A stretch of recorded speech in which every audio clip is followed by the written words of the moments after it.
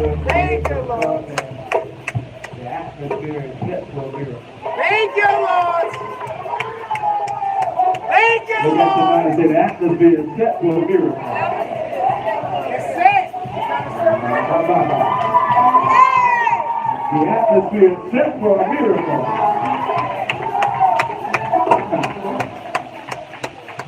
You know, when we go to the hospital and there's surgery that needs to take place, the environment has to be set in order for the surgery to take place. That's because you're praising God, how you're praising Him. You are setting the atmosphere conducive for miracles. Hallelujah. You're setting an atmosphere conducive to blessing.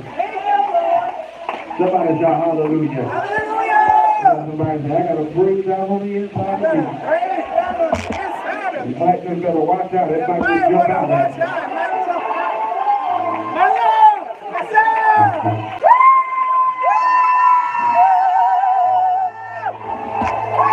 Glory. Hallelujah. Glory to God.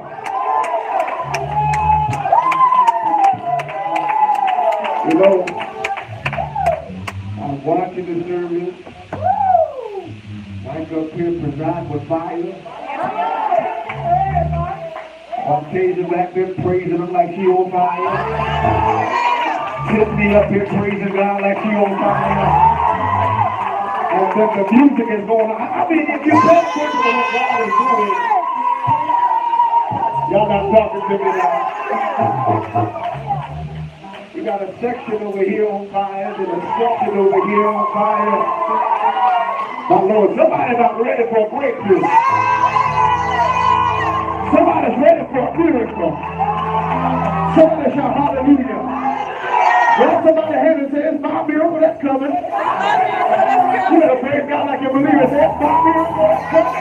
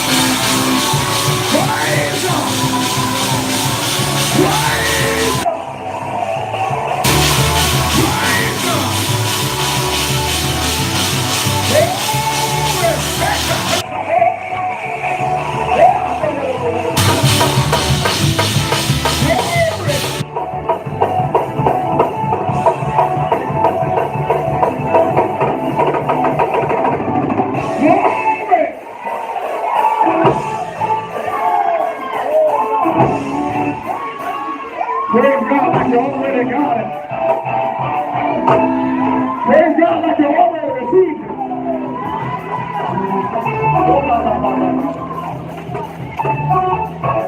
It's already done. Look out your mouth, it's already done. Glory. It's already done. Hallelujah.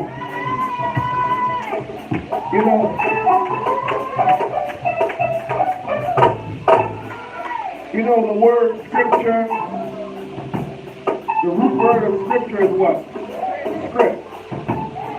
And when you look at storylines and things that have to come to pass, there are scripts that are written. Now the script said that we will be blessed in the city and blessed in the field. We're blessed when we come and He said that He'll open up the windows of heaven and pour out. That is the script. Look at somebody and say, I'm about to get over in the script. Somebody say, hallelujah.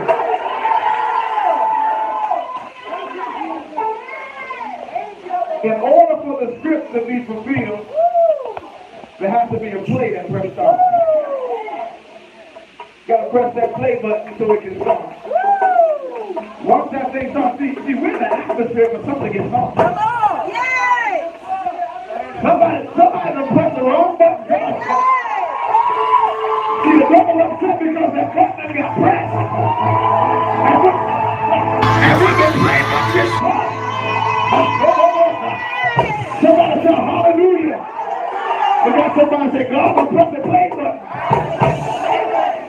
Now the script has to be fulfilled now. Some of y'all are in your Job experience.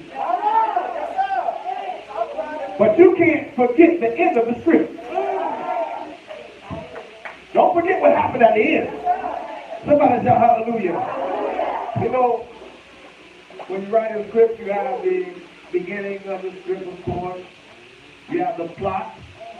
And you have something called the climax. Some of y'all in that climax moment. Yes, sir. Read up. But then there's something called the end. Somebody say hallelujah. But God promised me something. Thank you, Lord. That this thing ain't over until I get blessed. But the neighbor said, it ain't over yet. Because you ain't get that blessing yet. And I'm going to hold on to this hand until I reach the blessing and the miracle that he promised me. Look at somebody and say, mine's on the way. Clap your hands and give God a praise if you believe it. Come on, if you believe it, give God a praise. Thank you, Lord. Hallelujah. Thank you, God, Lord. because we know that he is God. Beside him, there's no other. Praise him for Jesus. Ain't no little Jesus on the left, no baby Jesus on the right. Besides him, there's no other. Somebody shout hallelujah. And I'm just so grateful to be in his presence. Because there's a fullness of joy. And it looks like a few of y'all got a little joy in here. See, y'all don't know why Tavon jumping like that. My Lord. Yes, sir. God about to do something with this boy. He don't even know Yes, it. sir. Thank you, Lord. There's a miracle with his name on it. Thank you, Lord. My See, Lord. when you go through and still praise like that, somebody shout hallelujah. See, the word joy, that first letter got a J. Thank you, Jesus.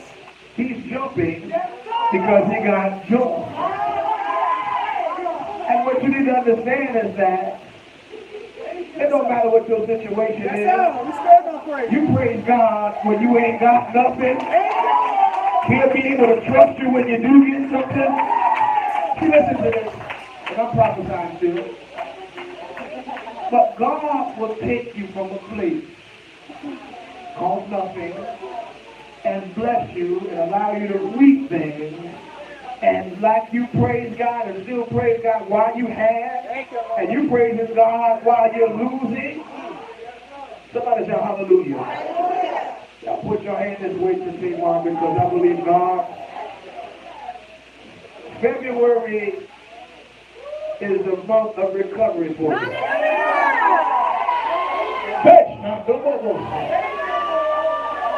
February is the month of recovery for you. Because you were faithful over a few things. God said because it's February, He's going to bless you in your finances.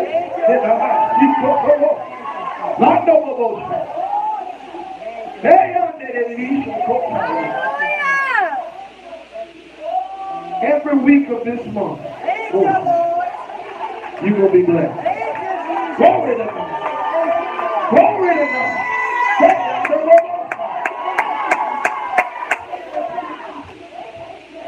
I see the Lord sending blessings that will overtake you. It's going to be opportunity after opportunity after opportunity. And God said because you was faithful. It ain't by coincidence that this month start with an F. February, finances, faithful. It's already done in Jesus' name. Thank you, Lord. Y'all go ahead and see. Y'all learn how to praise God with us. See, I said that the Lord said that the blessings are going to overtake him. And if there's something that's falling down and overtaking somebody to relieve some of the stress, I got hands up off the mic. I wish I had somebody with me. Don't look like that. If you praise God, you might be next. Hallelujah. It's February. I'm looking for God to do something in my finances in February. Somebody shout hallelujah. I'm just talking to the faithful people. It's not by coincidence that faithful start with an F and few start with an F. Because you're only going to get a faithful few. I wish I had somebody here with me. The faithful few, God would have blessed y'all. Thank you, Lord. Hallelujah. Somebody shout hallelujah. Things are going to start turning around this month. Watch that. Watch what the Lord do. Prophecies are going to start unfolding themselves. I mean, blessings are going to come start popping out of nowhere. Thank you, Lord. Where did that come from? How did that get paid? Yes, sir. Why did that get paid? Oh, Jesus. How did that get in my account like that? God's going to do some mind-blowing things. And see, February being the shortest month of the year, God's going to blow minds just in that small period of time. Thank you, Lord. Somebody shout hallelujah. It's already done. It's already done. Hallelujah. Lift your hands and say, Lord, I appreciate you. I appreciate you. Even where I'm at right now. Even where I'm at right now. Even if I'm losing, I thank you. Yes, even if I'm losing, Lord, I thank Even you. while I'm winning, I thank Even you. while I'm winning, God, I thank In you. everything, I'm going to thank you. Yes, God. Come on, clap your hands and praise God.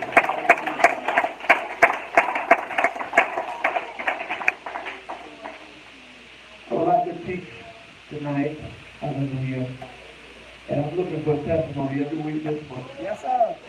Hallelujah. From the topic, economical mindset. We have to have an economical mindset. And it's not by coincidence that this message, I was talking to Frank earlier today, and the Lord was going to have me teach on the doctrine tonight. I thought that we wanted to teach because I wanted to deal with the articles of faith. You need to see it. And with the articles of faith, the first thing that we deal with is the apostolic doctrine in what we believe. And it's very important to understand that. And we're going to deal with that a lot, here shortly. But when I was talking to Frank, and then Mike, he came to me one day last week and said, Pastor, me and Frank came into something, and we were looking into something, and, dealing with finances.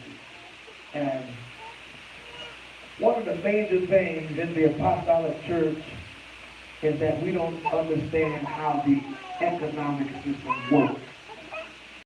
And then not only that, but most black people don't understand how the economical system works, how the economy works. And I want to teach tonight so you can have an economical mindset. Hallelujah. Y'all talk to me. And I know, some people think that it's unorthodox to teach it, but no, it's biblical. Amen. But yet, go to 2 John. Thank you, Jesus. And I want to teach y'all this, because I know some of y'all about to get a little bit of change. Amen. And I want to make sure when you get this little change that you know what to do with it. Thank you. And don't just spend it overnight. Hallelujah. 3 John. Thank you, Jesus.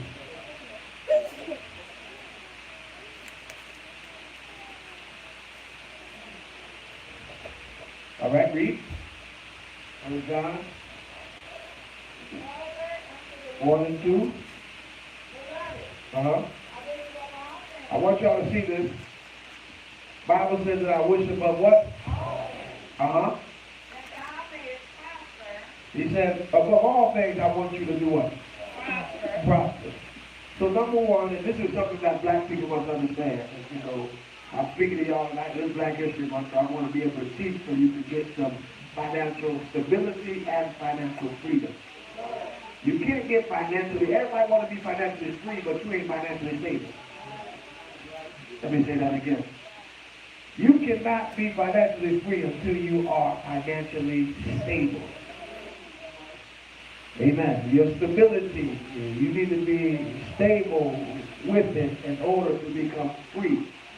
And one thing people must understand is your job that you have is not going to give you financial freedom. Your mind can give you financial freedom and having the economical mindset. When you deal with the economical mindset, there's two things that you must understand. There's something called a supply, and there's something called a demand. When you have an economic mindset, you don't want to be the one that's demanding, but you want to be the one that's supplying. And us, you know, us is like they people call it us. We don't have a concept of how I can supply. I need to understand how to become a supplier. What can I find out? What in this, you know, in this world or in this area that we're living in, what is it that people are looking for? What is the demand? Ultimately, of course, this is how it works. And, you know, I can tell you this and teach you this because I own a few businesses, so I can tell you how it works. What you want to do is you want to buy something, enhance it. You buy something low, enhance it to where the quality is high, and you sell it. Amen. So, in the church, you understand how to have its own economical system within the church. And I thank God for Davon and Brother Bill, Monte, these brothers, and they trying to cut hair and stuff like that. You need that in the church, so we don't have to go out there and find a barber out there. We can have one right here in the church so the economy can be set in the church. Somebody that do hair in here, and some of y'all young Kiwi do hair, and somebody else do hair.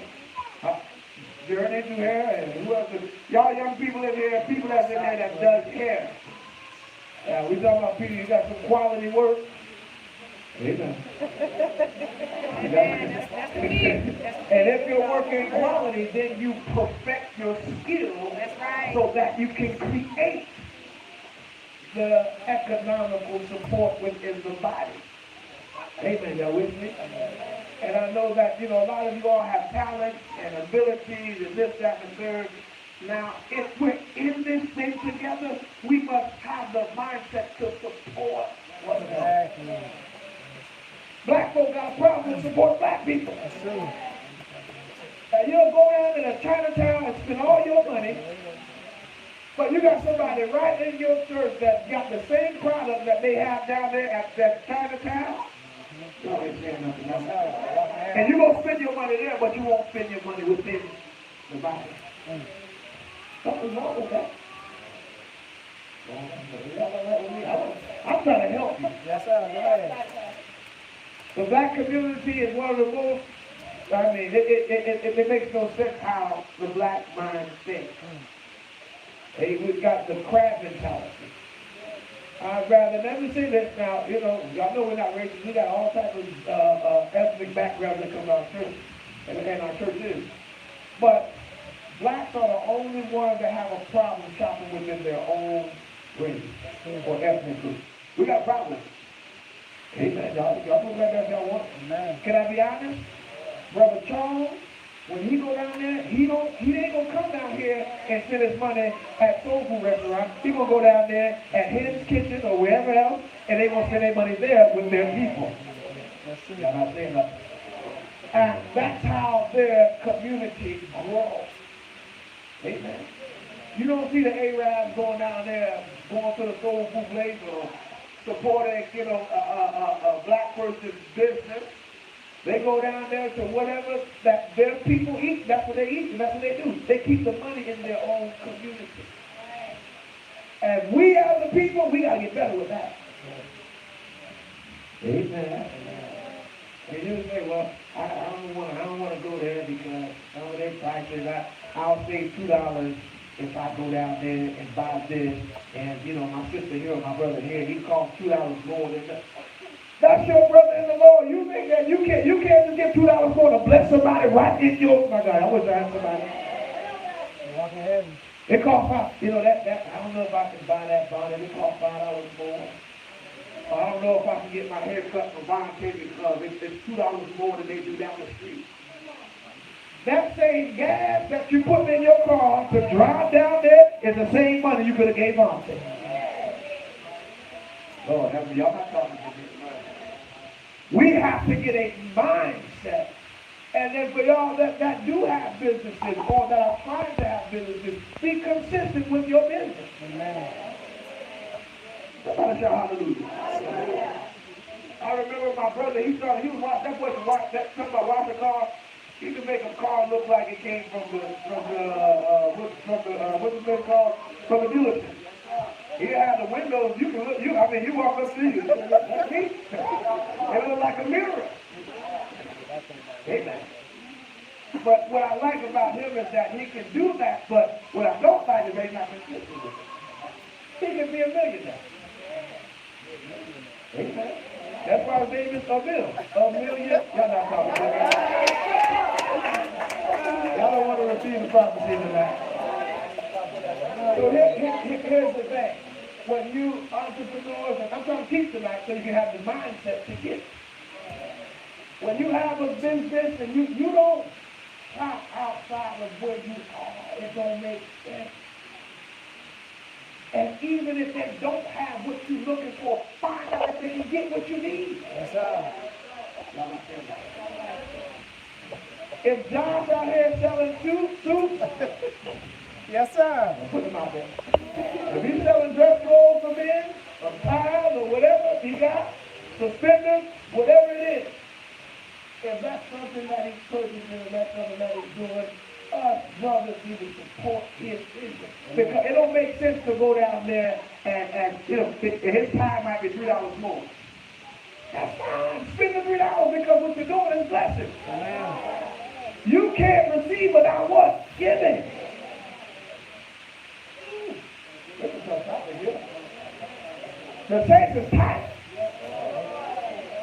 Now you'll buy $400 worth of hair and then pay $200 to get it put in,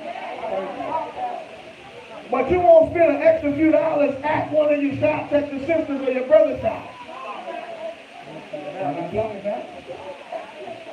It get heavy now. Our job as the saints is to have and create an economical mindset. And if your mind is set on that, then that means that I'm going to help who's in my community. That's right. If I'm in the body, if we're part of the body of Christ, I want to find somebody that's doing what I'm doing, or I'm going to find somebody in the body that could, get something from. And that's it. Amen. And don't be the one that, you see people's business doing something, then you want to try to talk to them and try to take what they got and try to take their ideas, frustrate their stuff and tell what they got. Y'all talk to me here. If John's out here selling bow ties and suspenders, I'm not going to go try to sell belts and ties because he's selling it. Talk about Find it. you something else to sell. Yes, sir. Lord, have mercy. Y'all not talking to me now. Somebody, Victoria, start selling glasses. Amen. And you see she's selling glasses. I'm speaking something. Y'all talking.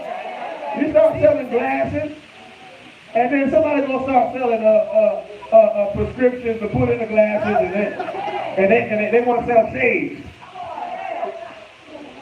If you want shades and she supplies glasses, won't you go find out how she can get what she already has? It's the same concept. Don't steal some. Don't try to remove it. Listen, if you got something, if we're the body of Christ, I'm not going to try to take what you have. I'm going to support what you have. God bless everybody with different talents and abilities. You have a certain business, that's just like, that's just like Frankie coming in and saying, hey, Pastor, I'm thinking about opening up a weight clinic. Wayne University. I would look at him just like that. Got a job. Amen.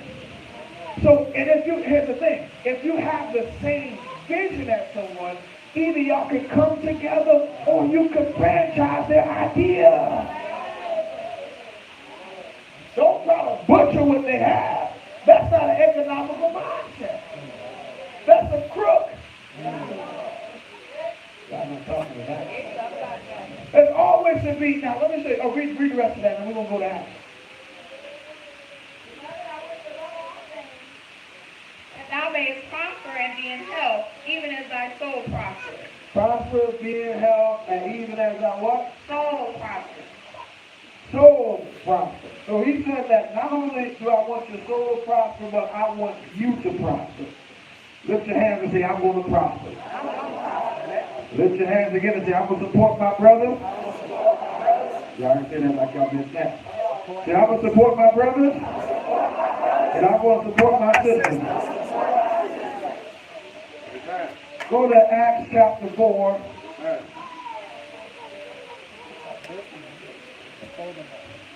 And 34. They created their own economical system because they had an economical mindset. Hallelujah.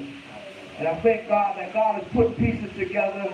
Sister Alicia has her young people thing with the women, and then God sent Brother Adrian. And you know what I did? Y'all smart. I said, hey, y'all need to get together. And y'all discuss this together so y'all can help each other ideas and be able to produce. Amen. Thank you, Lord. It wouldn't make sense if Sister Alicia got a young people thing and he come and do the same exact thing that she do. That don't make sense. Somebody say hallelujah. Hallelujah. That's what I said. We gotta be we gotta be involved in unity. Amen. And we're the body of Christ. We shouldn't be coming against each other. We're supposed to be support one another. Y'all with me? Yes, sir. That's real lovely. I'm going to teach you something. Read, Neither was there any among them that lacked. For as many as were possessors of lands, of houses, sold them, and brought the prices of the things that were sold, and laid them down at the apostles' feet, and distribution was made unto every man according as he had need. So within the early church, the early apostolic church, they had means by nobody in their area lacked. Nobody. Because everybody, if you needed glasses, I'm going to get glasses from you. If you needed a dress, I'm going to get a dress from you. If you needed your hair done, I'm going to get my hair done over there. If you needed your hair cut, I'm going to get my hair. So the finances circulated within the body. Amen. Amen. But because the way, blacks came over to America, they gave us a craft, or you inherited a craft mentality. And I want to tell you where it came from. The first thing that they did, when they brought us over here, they would use certain types of people to do certain types of things. So if you was me, come here,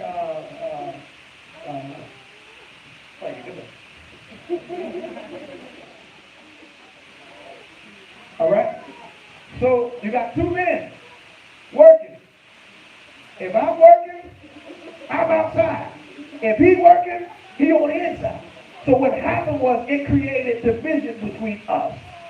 So it made him feel like he was better than me, and I felt like I was less than he is. So what it did was it caused tension between blacks.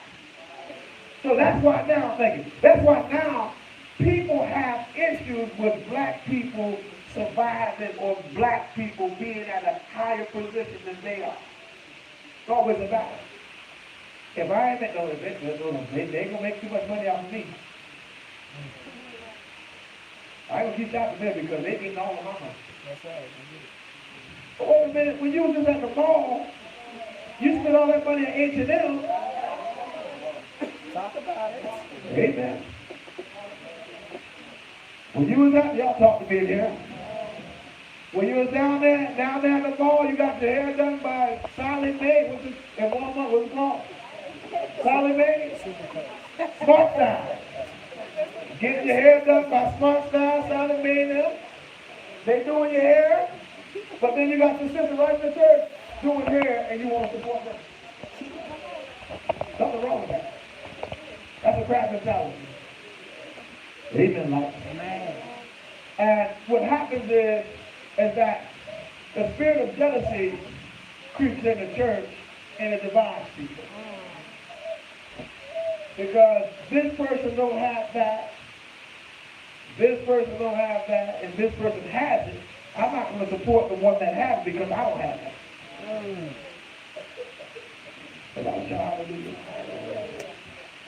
And some of y'all got some millionaire ideas. Yes, sir.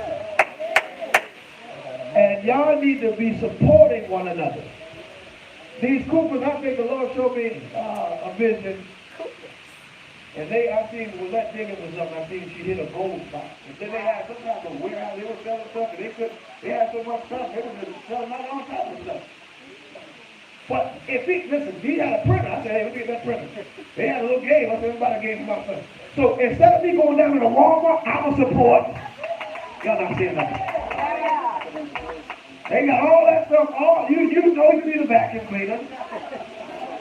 You gotta go down to Walmart, give them $30, they sell a vacuum for 10. And I don't like how the box looks. Amen. So when you deal with having an economical mindset within the congregation, that simply means that we are here to supply each other. Somebody shout hallelujah. Grab somebody's hand and say, I'm your keeper. I'm going to help you. I'm going to push you. I'm going to push your vision. I'm going to push your vision or something. Well, you better push mine. Somebody shout hallelujah. Now, when you deal with, you have a question? You can ask.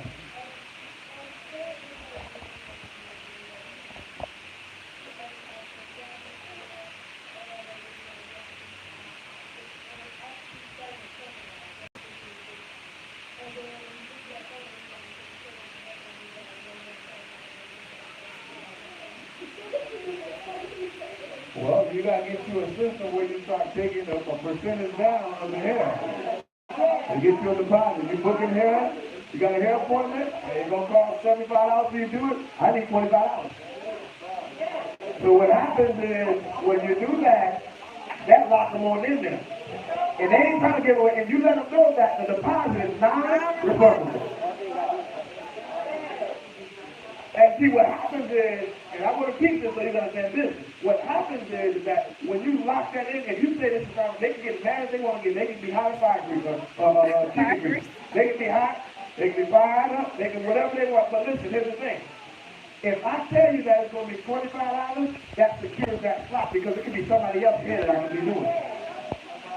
So you tell them that if you want your hair done, I need $20 deposit or $15, however much hairstyle do, you get a third of that deposit and make sure they give it to you. If they don't give it to you, don't do it. Not quiet now. Because it don't make, Charles book translation fee. But it don't make sense. I mean, that's big, listen, big businesses do that. See, when you think big, you get big. You stay at that little level, you're always going to be on that little level. Somebody shout hallelujah. Yes.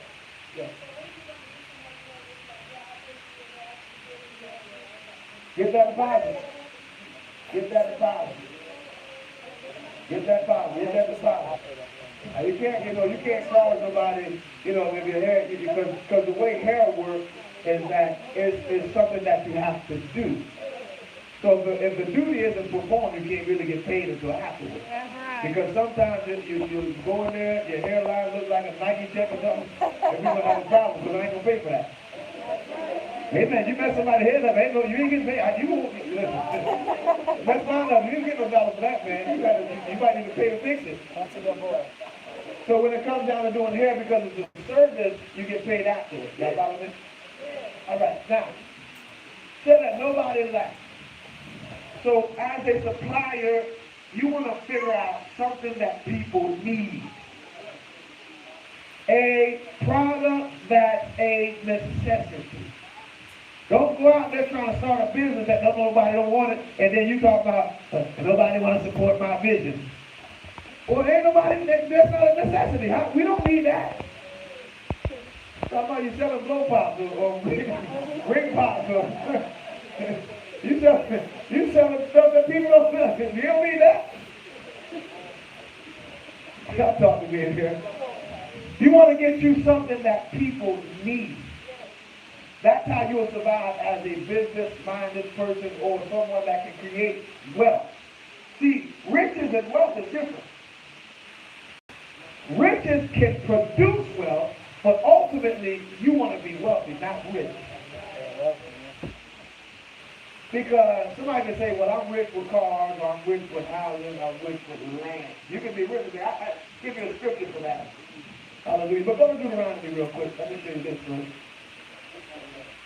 Hallelujah. Y'all with me? I'll make sure you know this so you can get this wealth. Somebody shout hallelujah. Because I know some of y'all, and the Lord will make it to where some of y'all that just like to pray and want to lay out in prayer and just be praying for the people of God. God's going to give you some residual income so you can do something. Well, we ain't got no prayer warriors in that time. I'm in the wrong church. Some people that just like to lay out and cry out and pray and don't like the word. God, I'm telling you, if you're praying for the men and women of God, God will set it up so where you can be right here at the altar praying and crying out. Somebody talk to me in here. And God will send the residual income. My Lord. Somebody shout hallelujah. Deuteronomy chapter 8. Thank you, Jesus. I think that's 17.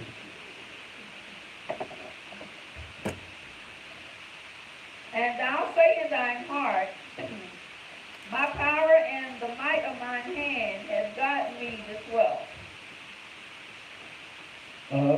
But thou shalt remember the Lord thy God, for it is he that giveth thee power to get wealth. God is the one that gives you power to get wealth. So God will give you the idea, but you have to produce what is placed in you.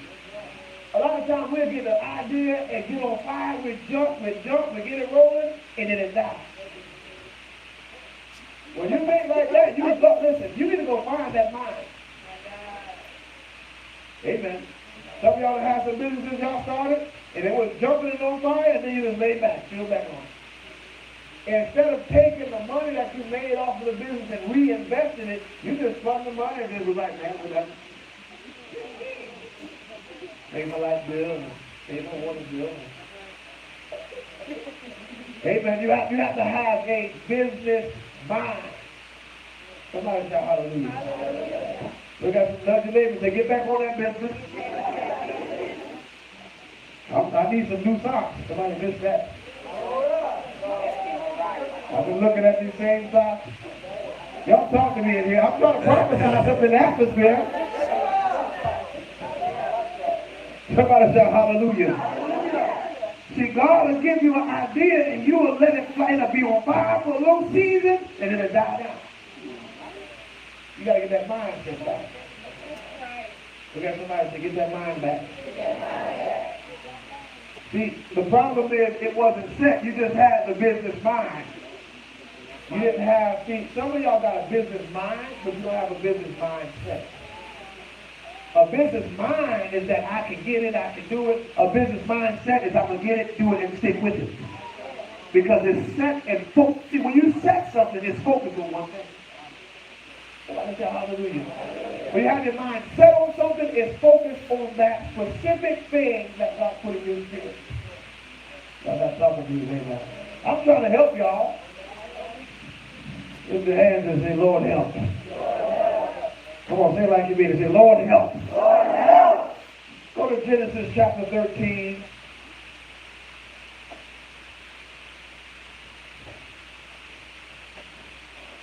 We got to understand that riches can be converted into money. You can be rich with things, but it has to be converted into the dollar. Amen. Y'all talk to me. Watch this. What I said, 13 and verse number 2. I'll read. And Abram was very rich in cattle. He was rich in what? Cattle. Is he rich with money? Cattle. He was rich with cattle. But in order to get that wealth, he has to do something with the cattle in order to get wealth. Right? Somebody shout hallelujah. Go to the book of 1 Timothy, chapter 6. Thank you, Lord. And I'm getting some, I want y'all, today I'm stirring up some ideas in some of y'all. Some of y'all thinking now. The ones that are receiving, y'all thinking now, your mind is starting to go. And you're trying to figure out, what idea could I get that could produce wealth? Even when you look into the stock market, when you make an investment in the stock market, you put it in what's moving. The idea that's moving, something that's going up. It wouldn't make sense to put it in something that's dying. Yes? Okay, so like, what if you had an idea that you just don't have the passion for it?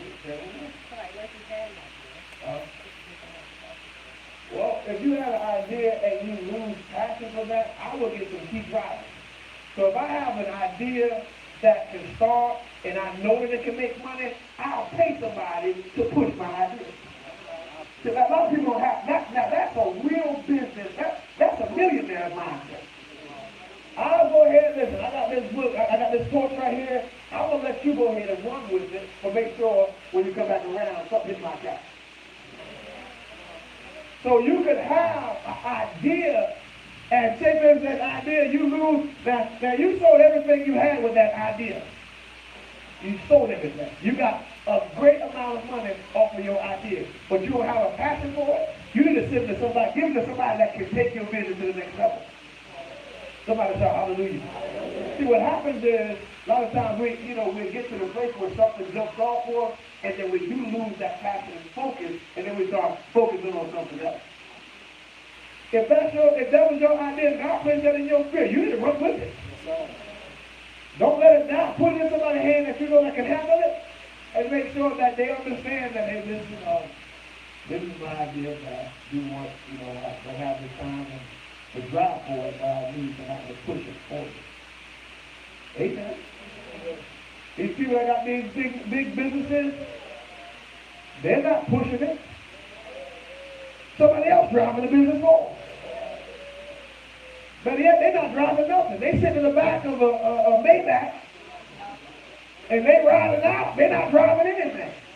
But they got somebody that they place their vision in somebody else's hand and say, I need you to run with it. We don't have that's a mindset to make money. When you can allow somebody you got to trust somebody. The problem is you got trust issues. But you can't trust everybody. You're going to give somebody, something, they're going to take all your money, rip you off, you don't want to get that crazy. Amen. Y'all with me? Yes, Mike. If you have an idea and you don't have the funds to produce the idea, you find somebody that has money that can help push your idea. And what happens is, when it comes down to investors, they'll get, a percentage of whatever the business is. So if you have a business that can potentially, you got to set it up to where, and some of you guys got to understand how to bring something before an investor. You got to show them how big your business mind is and how big the plan is and how it can bring them money and you money for the rest of your life. Some of y'all don't think it all the way through. Y'all just see that hot money taking real quick and you don't think past that quick money. You don't think past, well, what if we do have a drop? What if I do have this? What if this don't come back? You get that hot money real quick, you go, man, we jump. And as soon as you start going down a little bit, oh man, I can't do this now. You can have somebody that can be able to back you for where you're at. You follow me? So you get somebody that can invest. Find somebody that has got a few dollars that can invest it. But most times investors buy into your business. So they get like a 10% or 20% of your business. Amen. Any other questions about that? All right, yeah. What if you have, I don't want to say multiple, but what if you have like two things that you want do them. If you got two, if you have more than one way, and this is the thing. People have to get the mindset of, if God gives you more than one idea to make money, you do whatever drives. Now, you want to make sure the first thing's stable before you got to jump to the next one. So a lot of times we'll have a business that's like this already, and then we try to start another one. Now you got two. Everything is rock. You want to make sure that one's stable so then you can focus on something else. So you can produce 2 businesses, 3 businesses, 4 businesses as long as you have some stability. Amen. Y'all follow me? All right. Any other question? All right. All right. Now, go to the book of Genesis. I'm sorry, 1 Timothy chapter 6.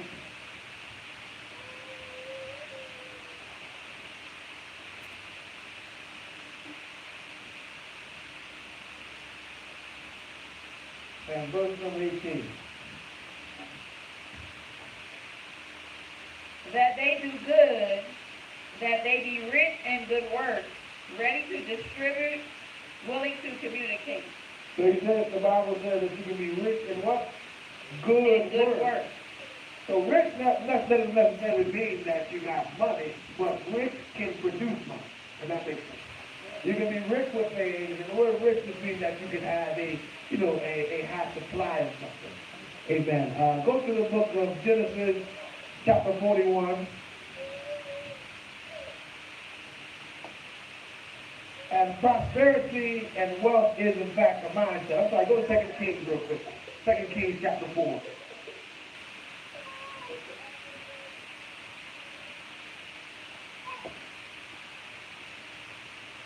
And verse number 1, huh?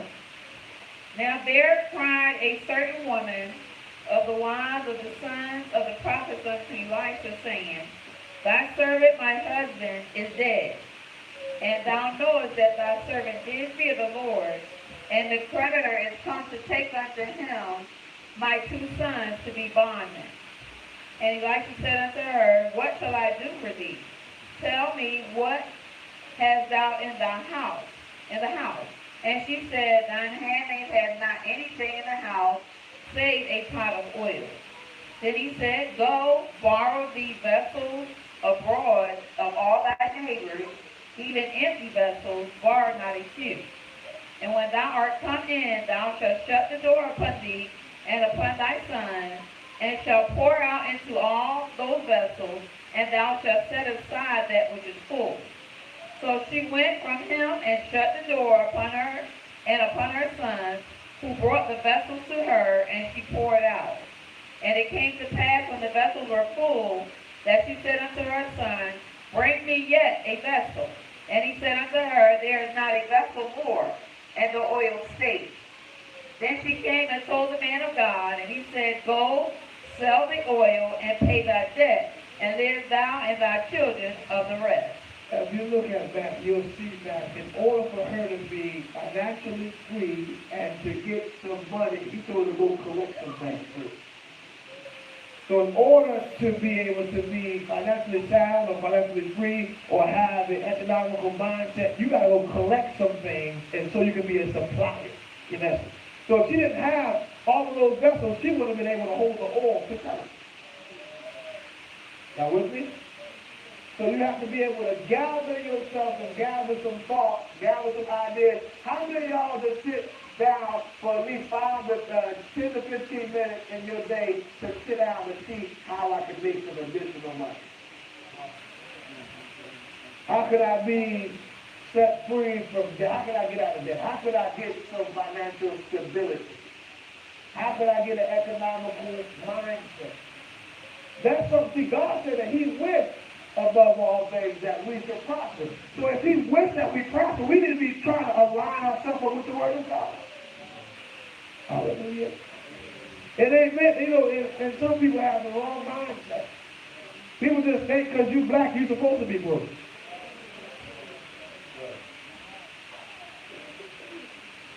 Do you not know who my God is? Do you not know where I come from?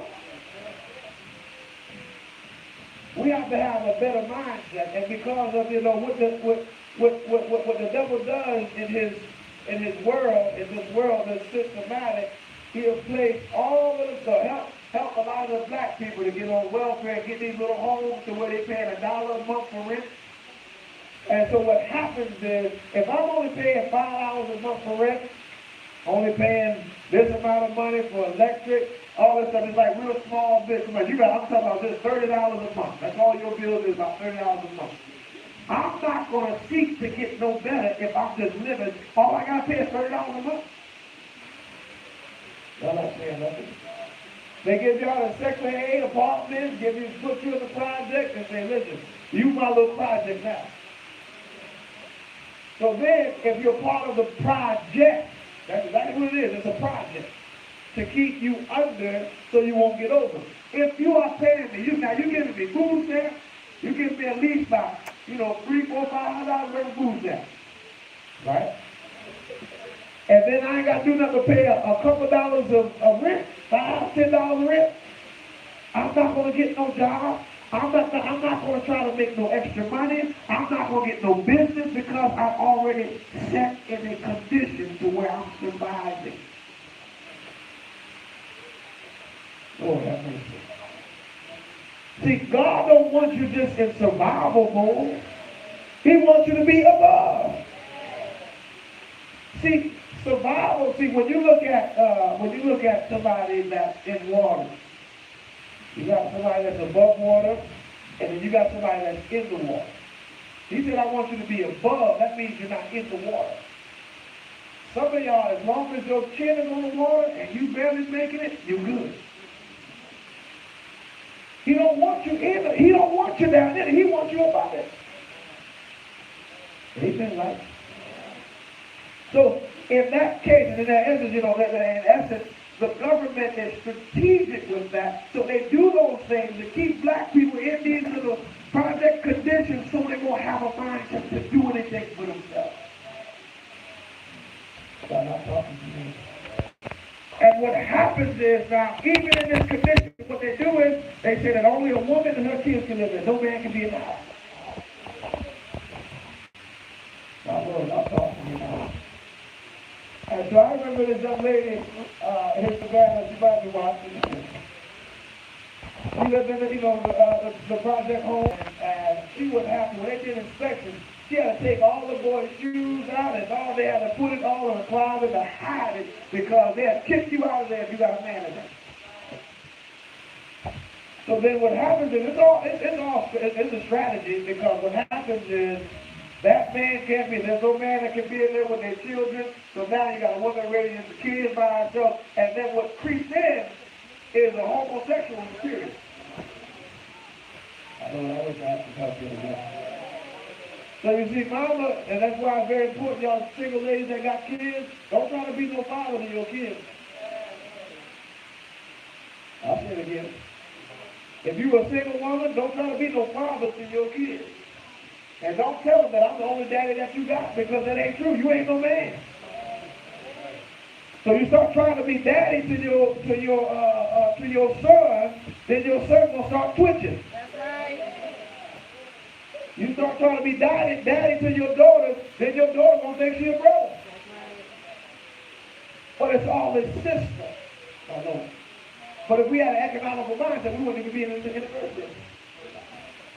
Somebody say hallelujah. Y'all still love me? I'm telling the truth now. I'm telling the truth. I'll tell you something. This all started with Exodus. I'm going to teach y'all history.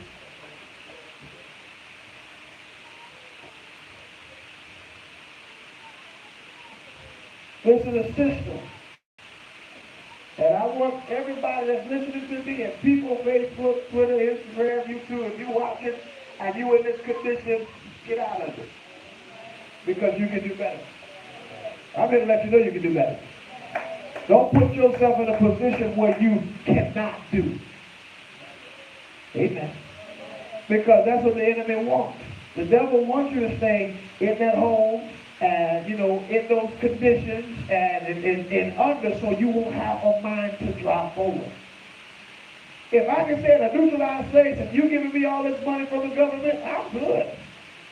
It don't make sense for me to try to figure out how I can be financially free because I'm getting all this free stuff. But then the saints try to sell their food stamps. If you're selling food stamps, you got a business mind. Y'all not talking to me now. If you talk about you get you can get $100 worth of food, just give me $50 or $75. That's a business mind. Why don't you take that business mind and go get you some real supply so you can be financially free? Y'all look at these like y'all ain't never did it. Some of y'all in here guilty right now. Said, I'm good. I done bought some of them groceries. That girl at the job said, listen, you give me $100 and I'll give you $250 worth of food stamps. So how much you said again?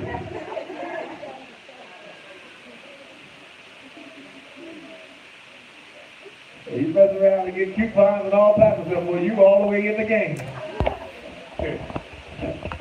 I just need you to listen when you go down there. Just go ahead, we're going to walk in there together. Y'all plan it out. We're going to walk in there together. Because I don't trust you with my pin code. We're going to go in there together. And I want you to act like we together. And don't make no such movies because I don't know. Some of y'all be nervous down there. Know y'all paying that government money? Now, see, Trump, he's a different type of belly. He about to start sending y'all box of food. He's going to send you a ton of food, and he's going to have a little gravy in there. He's going to give you what he wants. So you got to change your mind now. Somebody say hallelujah. Lift your hands and say, I need my mind to be changed. They don't play about the food stamps, man.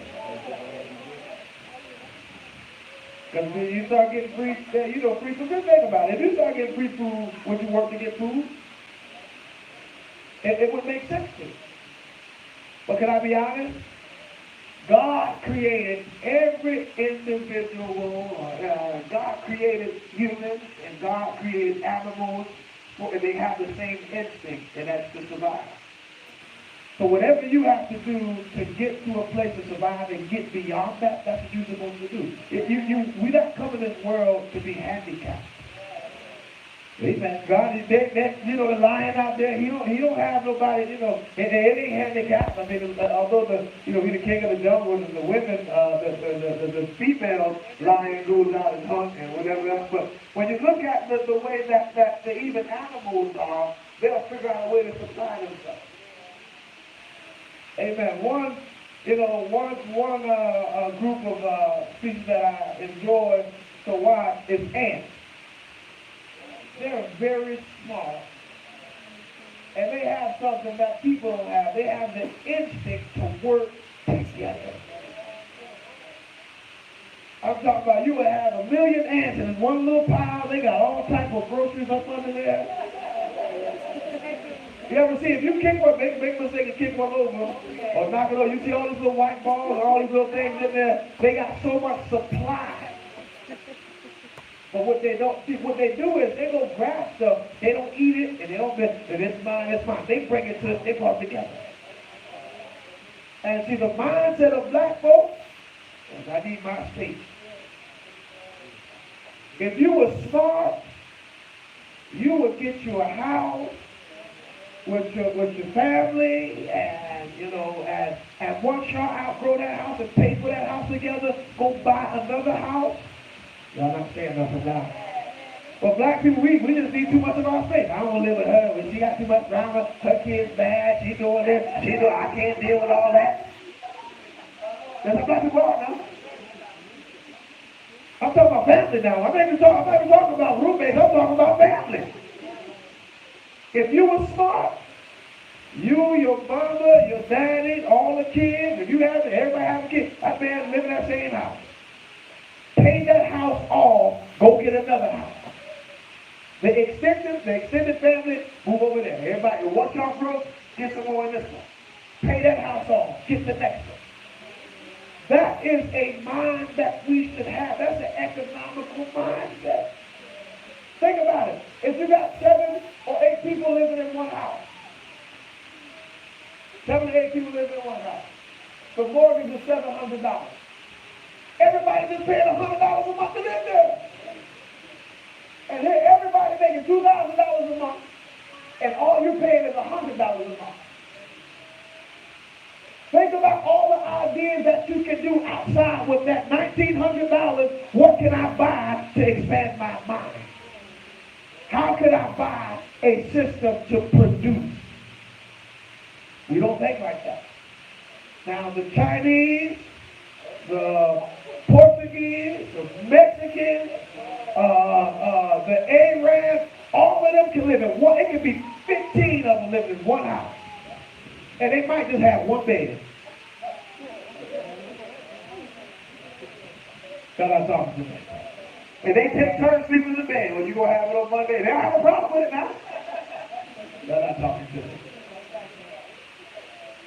Every ethnic group can do it except for us. Why?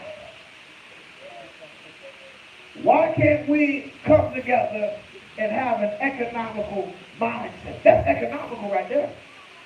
Everybody, I don't care how, you can have a 3 or 4 bedroom house. Put 10 people in there. You can put 10 to 15 of them in there. See, black folks, yeah, we don't really. See, when we was younger, y'all brothers, come here. Y'all, come. Let me get a couple more brothers. Come on. Let's stay tight. Everybody lay on the floor. When I was younger, this is how we all slept. We'd be right here on the floor just like this. And we'd be comfortable. I mean, might get a little buzz here, buzz there, but we'd be comfortable. Nowadays, everybody wants their own room. Everybody wants their own space. I need my own space. I need my own room. But this is how you make money. You gotta be uncomfortable so you can be comfortable. Somebody shout hallelujah. You don't want to get to a place where you're uncomfortable. Get to an uncomfortable place so God can then put you in a comfortable realm. We don't want to sacrifice it. No, you got to leave his shoes on the porch, this beach tank, and you have all types of excuses so you won't have to come together. Amen. Watch this. Exodus chapter 1, and I'm going. What time is it? All right, that's good. All right, read. 1:1, huh? Now these are the names of the children of Israel, which came into Egypt. Every man and his household came with Jacob. Reuben, Simeon, Levi, and Judah, Issachar, Zebulun, and Benjamin, Dan and Naphtali, Gad, Asher, and all the souls that came out of the loins of Jacob. Jump down to 10. Oh, 7, I'm sorry. And the children of Israel were fruitful and increased abundantly, and multiplied and waxed exceedingly mighty, and the land was filled with them.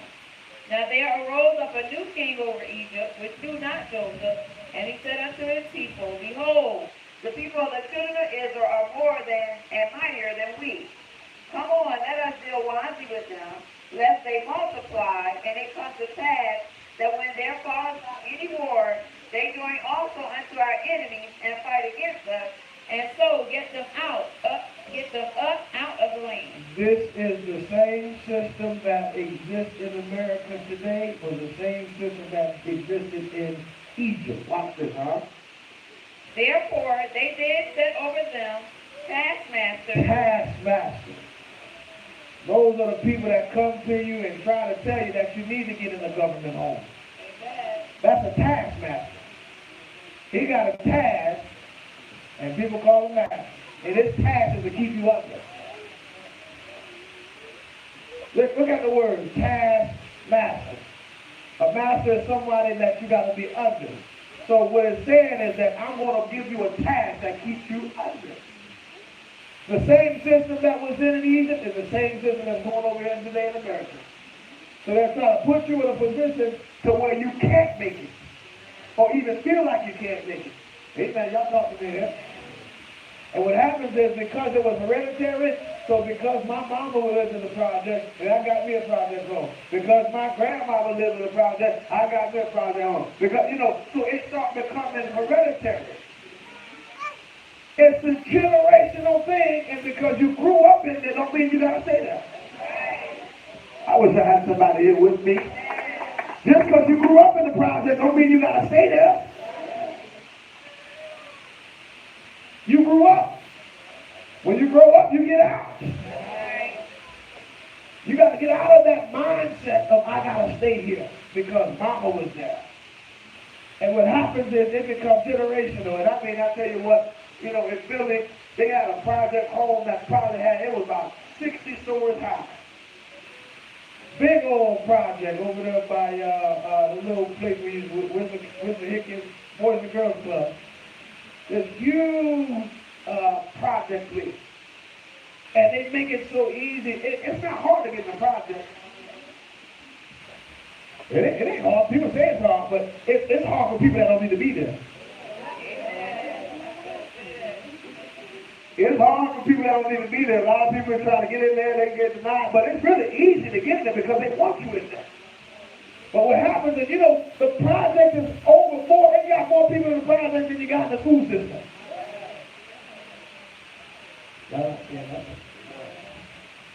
Well, the thing is, when people mistake this, and I want y'all to get this plain and clear, I don't want you to think that black people are the main people on welfare. That's a lie. The most people that's on welfare is white people. Amen.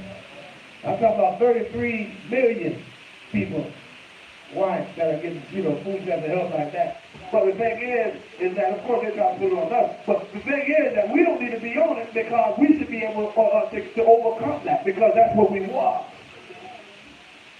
Amen? And see, when you don't know who you are and whose you are, then you are submitted to this system. And you don't mind living in the process. Amen. I mean, you can't go 2 seconds without seeing some cars over everybody's foot.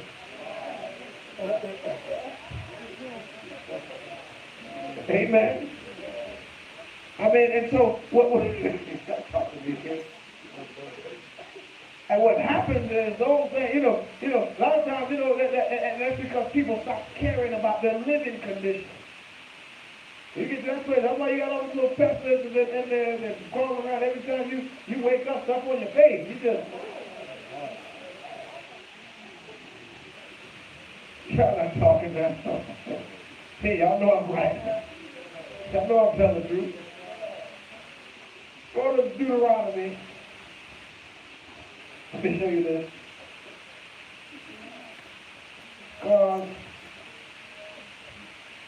The Bible talk about this.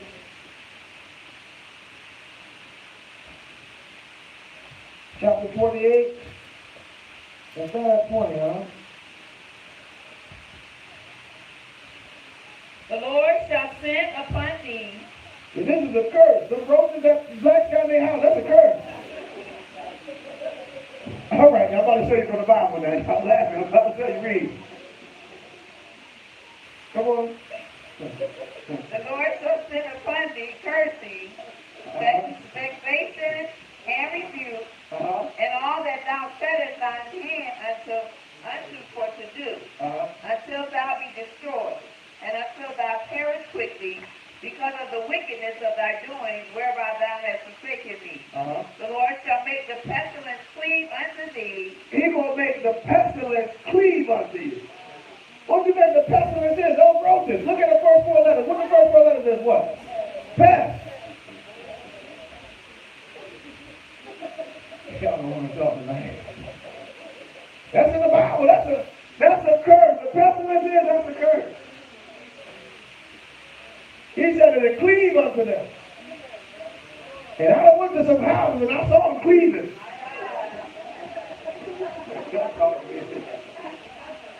I don't see some houses where it cleaves. You turn lights off and it looks like a mat, like the whole, the tile was white. You turn the lights off, turn it back on, it's black. That's how the high be. And we was bad when we was younger, and so we had to stay with a relative in the summertime. So I remember one time we lived in Savannah, well not lived, but we was visiting a family member in Savannah, and we was bad. So I put some cheese on the floor. And I said, well, let's turn the light on and let's see what happens. I tell you, 5 minutes later, that whole, the keys and everything in the kitchen was covered. It was like, there was like a teaser alert. Everybody, the roaches turned into rats. They was out there over that cheese like they had to eat. Y'all talking to me. I'm telling y'all the truth. And I'm trying to grind. I told my mom, I said, y'all gotta come get us. We ain't used to this.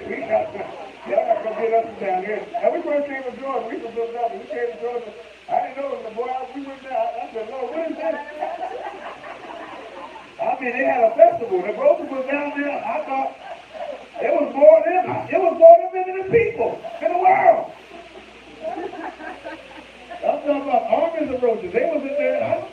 I think they had the Navy on one side and on the other side they had the Marines. They had Job Corps on one side. They had reserves in one corner. They was just...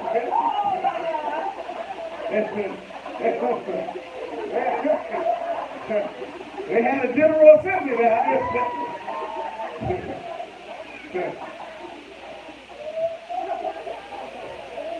Churches of Ropeway. I don't know what was Ropeway churches. They was they was everywhere. So they was, and I tried to grab the broom so I could start hitting them, and they was all over the room.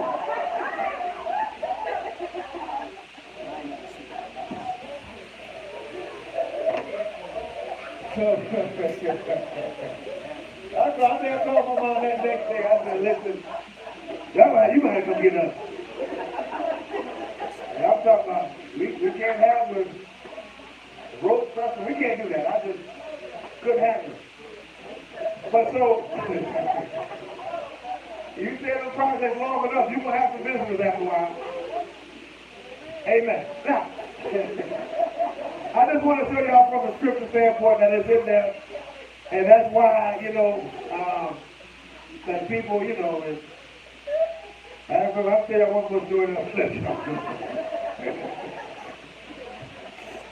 I remember somebody that came to my mom's house and had roaches and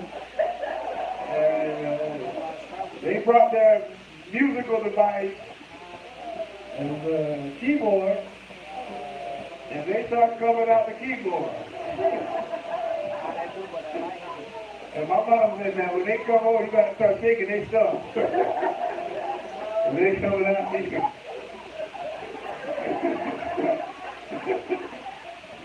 Hey man, give God a clap. Y'all have to look deep, it's all right to laugh. Some of y'all fall asleep, so I have to make sure you laugh a little bit. So we got to get the mindset to come out of these conditions and don't get comfortable living in that way. You know, living with them, pestilences, that's not a place. You shouldn't be comfortable in that. I mean, you shouldn't be sitting down watching TV like this. You should not do that so nothing wrong. You should not, I'm telling you something, you should not be comfortable like that.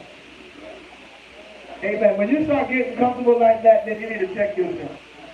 I mean, I think you might need to check your salvation, really, because that's just, that's tough. Amen. Y'all with me?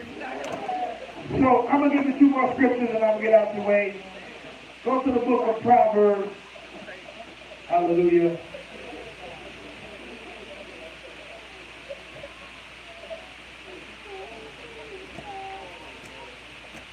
Proverbs chapter 10 and 4, and I'm going. Look at somebody and say, I need an economical mindset. I need an economical mindset. All right. Read, He becometh poor. He becometh poor. That dealeth with a slack hand. That dealeth with what? A slack hand. So if God puts something in your hand, you're supposed to work with what you got. Yes. And you try to figure out why you so broke and all the time figuring something out, God gave you an idea or put something in your hand. Are you working what he put in your hand? He said the poor man got that head that's flat, which means that if he's poor and his hand flat, that means that he can use his hand to get out of that poverty. Amen. That's why when I used to work for Christmas in Savannah, those homeless brothers used to try to come over there and eat for free. I said, no, grab that towel or wipe some tables and I'll feed you. Amen. Amen. So then you can work, you can do something with your hands so that, I wish I had somebody. Do something with your hands. The Bible said, man, don't work, you don't what? You got no bills at the table if you ain't working. Amen. And then sometimes, you know, some of the women, you know, you spoil these young men, and so they grow up not wanting to work because you done spoiled them.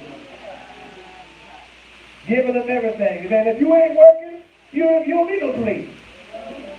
You need to starve so you can get something in your mind. That stuff will start growling and make you want to go work. Amen.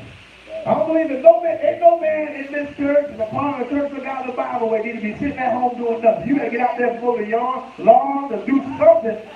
Do something that could produce some income flow. Y'all brothers ain't saying much now. You don't get the luxury to sit at the house and chill, and people got things mixed up. Nowadays, the woman out there working and the man at the house. Rules don't change. You don't have no business at no house while I'm out there working, and there's a woman out there working and you at home. You're ashamed of yourself. What's wrong with that? What's wrong with the mindset? And then you crazy for going out there working and taking care of him.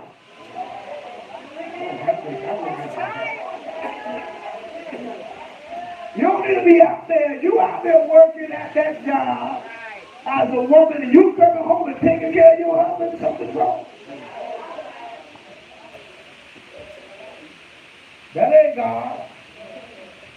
It ain't no Bible that's supposed to be. Then you're making excuses for him.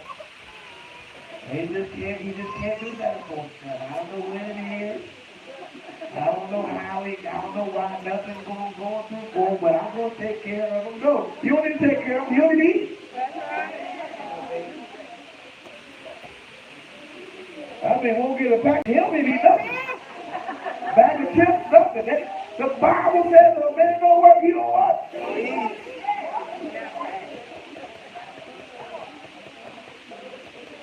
I mean, he's going to be on a Daniel time 3 fast. He's going to be on an annual fast. I mean, that's going to be your salary. You're going to be fasting. Amen. That no man should. I wish I had somebody here with me. And for my daughters in here, if you better not marry no joker that ain't got no job. That's right. That's right. Hold on, I'm tapping something else. You're right, sir. I'm not going to let you marry him if he don't have no job. And I need to see some supporting documents that he has been working. Somebody say hallelujah. And I ain't talking about jumping from job to job either. I'm talking about a consistent job. Somebody say hallelujah. You ain't been on a job, can't stay on a job for 3 weeks. Some of you want to get married. But he's just so cute and handsome and girl, your mind is best. You delusional. If he can't pay, it ain't that much cute in the world. He can't pay no bills. I wish I had a few of y'all here with me.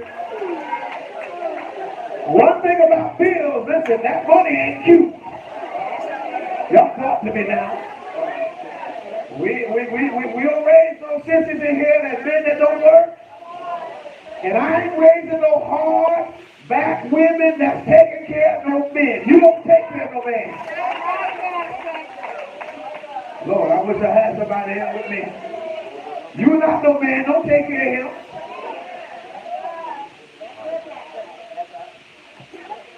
It don't even feel right. You at the house with your feet up and she out there working. That shouldn't even feel comfortable. I mean, you got a cross and just dangling your feet and everything. And you ain't, I mean, they paying not one bill. Ain't going to work. Somebody shout hallelujah. We're dealing with the mind tonight. I want to talk now. I mean, he's just so cute, you know. I just can't help myself. Well, you better help yourself. He ain't gonna be able to help you.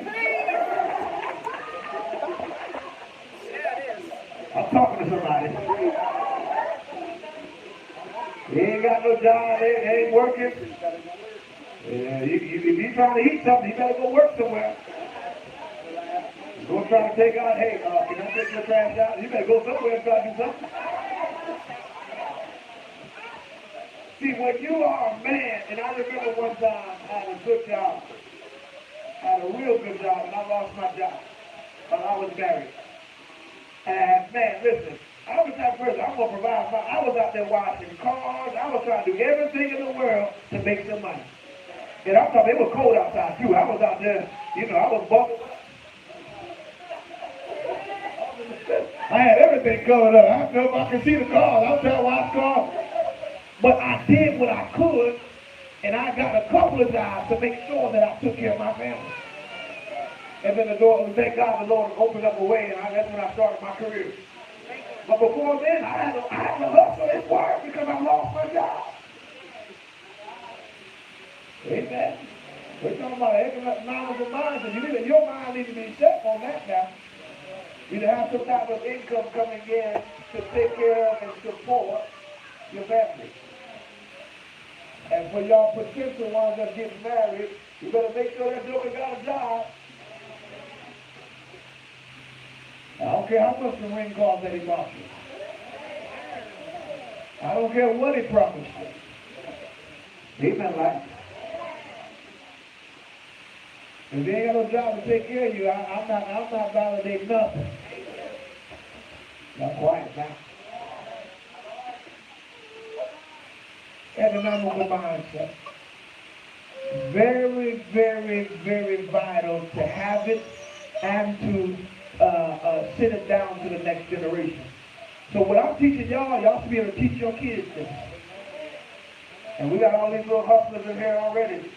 Little Derby, she always, that's a hustler there. She a hustler by nature.